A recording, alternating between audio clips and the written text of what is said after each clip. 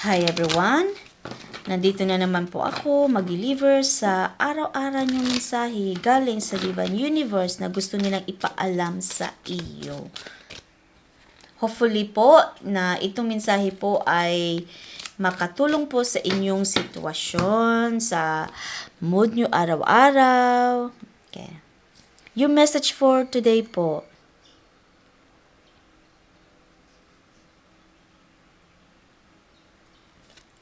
if you find yourself stuck in a situation you are unhappy with, ask yourself why you are still there.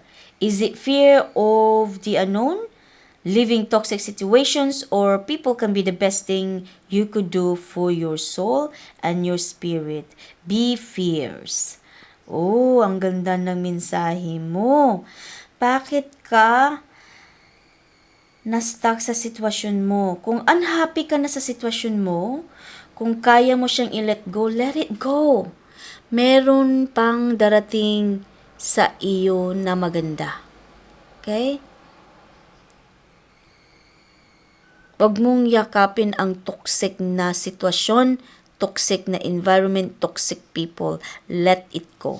Okay, yun yung mensahe mo po. Sana po may naka-resonate po nito and thanks for watching everyone. Bye for now!